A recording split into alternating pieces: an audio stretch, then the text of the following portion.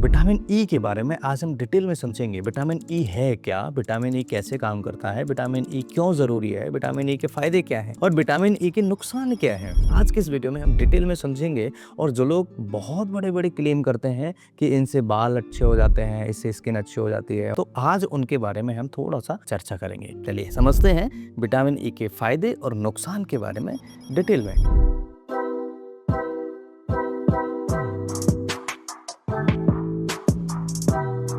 Hello everyone, my name is doctor Rokendra from Gwalior, Madhya Pradesh. क्या आपकी skin जल्दी बूढ़ी दिखने लगती है, बाल झड़ रहे हैं? हो सकता है शरीर में विटामिन ई की कमी हो गई हो। लेकिन सवाल ये है कि विटामिन ई आखिर करता क्या है? क्या ज्यादा विटामिन ई नुकसान भी कर सकता है? विटामिन ई एक पावरफुल एंटीऑक्सीडेंट है। एंटीऑक्सीडेंट का मतलब होता है ऐसा तत्व जो शरीर की सेल्स को डैमेज होने से बचाता है। अब समझ में आया कि विटामिन ई क्या है? अगर पता है तो कमेंट करके जरूर लिखिएगा, नहीं पता है तो भी कमेंट कर दीजिए कि आपने बता दिया। हमारे शरीर में रोज फ्री रेडिकल्स बनते हैं जो धीरे धीरे सेल्स को नुकसान पहुंचाते हैं। विटामिन ई इन्हीं हार्मफुल रेडिकल्स को शरीर की रक्षा करने में मदद करते हैं, यानी कि हार्मफुल रेडिकल्स को बाहर करने में मदद करता है विटामिन ई। अब विटामिन ई शरीर में क्या करता है इसे भी समझना बहुत जरूरी है, क्योंकि ये हार्मफुल रेडिकल्स को तो हटा रहा है। सबसे पहला काम तो ये हो गया। लेकिन और क्या फायदे हैं इसके? सबसे पहला, स्किन को हेल्दी रखने में मदद करेगा। स्किन को आखिर हेल्दी कैसे रखेगा ये भी समझने की जरूरत है। केवल अधूरी जानकारी ही आपको परेशान करेगी। विटामिन ई स्किन को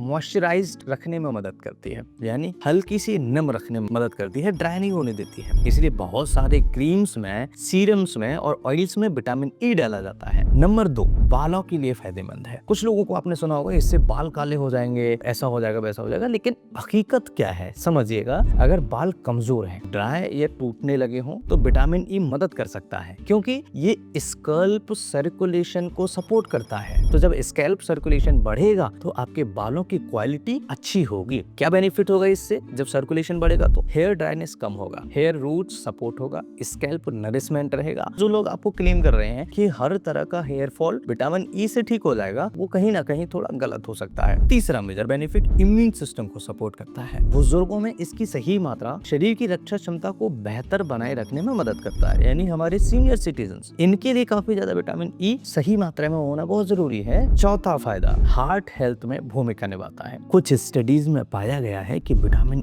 ई ऑक्सीडेटिव स्ट्रेस को कम करने में मदद कर सकता है। लेकिन इसका मतलब ये नहीं है कि विटामिन ई हार्ट की डिसीज की गारंटी की दवा है। कई लोग तो ये क्लेम करते हैं, लेकिन हमेशा ध्यान रखिए सही जानकारी ही आपको सही जगह तक, सही ट्रीटमेंट तक पहुंचा सकती है। तो हमेशा ध्यान रखिए। विटामिन ई की कमी के कुछ लक्षण भी हैं। विटामिन ई डेफिशिएंसी आम नहीं होती है, सबसे पहले तो ये समझिए, लेकिन कुछ लोगों में हो सकती है, जिसके सिम्टम्स आपको कमजोरी के रूप में, मसल्स वीकनेस के रूप में, हाथ पैरों में झंझनाहट के रूप में, ड्राई स्किन के रूप में, इस तरह की सिम्टम्स आपको देखने को मिल सकते हैं। किन लोगों में ज्यादा कमी हो सकती है विटामिन ई की? फैट एब्जॉर्प्शन प्रॉब्लम जिनको रहती हो। कई लोग हैं जिनको लिवर प्रॉब्लम है, लाइक फैटी लिवर है, लिवर में सूजन है, लिवर का साइज बढ़ गया है। इसके अलावा इंटेस्टाइनल डिसऑर्डर्स में, यानी आंतों से संबंधित प्रॉब्लम्स अगर किसी को है, एब्जॉर्प्शन प्रॉपर नहीं हो रहा है, तो विटामिन ई की डेफिशिएंसी देखने को मिल सकती है। और भी कुछ लोग हैं जो बहुत ज्यादा जंक फूड का सेवन करते हैं। Food rich in vitamin E, nuts सबसे पहला है, सीड्स दूसरा है, तीसरा आलमंड्स, चौथा सनफ्लावर सीड्स, पांचवा पीनट्स और छठवा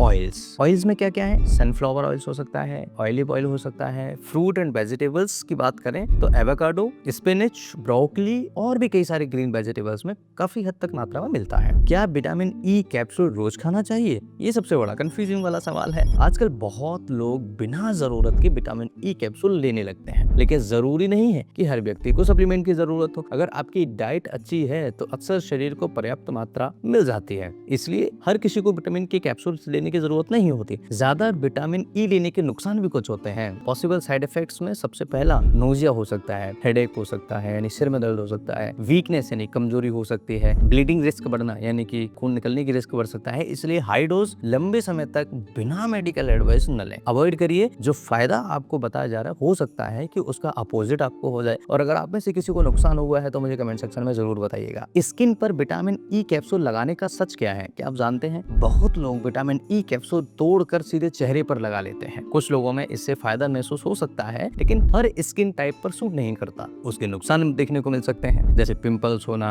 ऑयली स्किन होना। इसलिए पहले पैच टेस्ट करिएगा। पैच टेस्ट से मतलब है कि थोड़ा सा लगा के देखिएगा, अगर स्किन अच्छे से मैनेज कर रहा है, स्किन पर कोई रैशेज नहीं आ रहा है, कोई एलर्जी नहीं हो रही है, तो प्रॉब्लम नहीं है। अदरवाइज आप मत लगाइए, अवॉइड करिए। विटामिन ई और फर्टिलिटी का कुछ रिलेशन है। इंटरनेट पर कई दावे किए जाते हैं कि विटामिन ई फर्टिलिटी को तुरंत बढ़ा देता है। असल में विटामिन ई शरीर के ओवरऑल सेल्स हेल्थ को सपोर्ट करता है, लेकिन इसे कोई मिरेकल ट्रीटमेंट समझना थोड़ा सा गलत होगा, क्योंकि ये ओवरऑल शरीर पर काम कर रहा है। क्या बच्चों और बुजुर्गों को जरूरत होती है? हाँ, बैलेंस डाइट हर एज ग्रुप के लिए जरूरी है, लेकिन सप्लीमेंट के रूप में और बिना डॉक्टर की सलाह के लेना थोड़ा सा रिस्की हो सकता है। इसलिए पहले डॉक्टर से कंसल्ट करिए, देन उसके बाद दीजिए। विटामिन ई कब लेना बेहतर माना जाता है? Vitamin E fat soluble vitamin है। फैट सॉल्युबल से मतलब कि ये फैट के साथ शरीर के अंदर एब्जॉर्ब हो जाएगा, तो इसलिए इसे खाने के बाद लेना बेहतर माना जाता है, ताकि एब्जॉर्प्शन अच्छा हो सके। हमेशा ध्यान रखिए। कुछ इंपॉर्टेंट वार्निंग्स भी हैं। अगर आप ब्लड थिनर मेडिसिन लेते हैं, ये कोई बड़ी बीमारी है, तो विटामिन ई बिना सलाह के मत लीजिएगा, सप्लीमेंट शुरू मत करिएगा, क्योंकि ये रिस्क बढ़ाता है ब्लीडिंग का। अब बात करते हैं कि नेचुरल तरीका ज्यादा सुरक्षित है। हमेशा कोशिश करिए कि न्यूट्रिएंट्स जो हैं हमें अपने भोजन से मिले, डेली डाइट में शामिल करें। और जैसे बादाम है, बीज हैं, हरी सब्जियां हैं, हेल्दी ऑयल्स हैं, ये आप अपनी डाइट में ऐड करिए, आपको विटामिन ई नेचुरल तरीके से मिल जाएगा। कुछ मिथ एंड फैक्ट्स हैं, जैसे कि विटामिन ई लगाने से तुरंत गोरा रंग हो जाता है। फैक्ट्स ये है कि विटामिन ई स्किन हेल्थ को सपोर्ट कर सकता है, लेकिन ओवरनाइट फेयरनेस नहीं देता है। दूसरा मिथ है, जितना ज्यादा विटामिन ई उतना ज्यादा फायदा। फैक्ट ये है कि हर चीज की सही मात्रा जरूरी होती है। एक्सेस नुकसान भी कर सकता है, आपकी प्रॉब्लम बढ़ा सकता है। अब बात करते हैं कब डॉक्टर से मिलें। अगर ये सिम्टम्स हो, लगातार कमजोरी होना, नमनेस होना, विजन इश्यूज होना, सीवियर ड्राइनेस होना, तो जांच करवाना जरूरी हो सकता है और डॉक्टर से मिल लीजिए। विटामिन ई शरीर के लिए बहुत जरूरी न्यूट्रिएंट्स है। ये skin, hair, immunity, cells protection में बहुत भूमिका निभाता है। लेकिन सबसे जरूरी बात यह है कि बैलेंस डाइट और सही लाइफस्टाइल किसी भी सप्लीमेंट से ज्यादा पावरफुल होते हैं। आज हमने इस वीडियो में समझा विटामिन ई क्या है, विटामिन ई कैसे लेना चाहिए, विटामिन ई का सही फायदा क्या है, विटामिन ई के नुकसान क्या है, विटामिन ई किन लोगों के लिए ज्यादा जरूरी है, विटामिन ई किन लोगों को नहीं लेना चाहिए। वीडियो अगर अच्छा लगे तो अपने दोस्तों के साथ साझा कर दीजिए। कुछ पूछना चाहे तो कमेंट कर दीजिए। मैं फिर मिलता हूँ इसी तरह के इंटरेस्टिंग और टेस्टेड वीडियो में। आशा करता हूँ कि बिना डरे आपने बहुत सारी जानकारी गेन कर ली होगी और सीख लिया होगा। Bye, thanks for watching, have a nice day. स्वस्थ रहिए, मस्त रहिए और अपनों के साथ समय बताइए। यही तो जीवन है।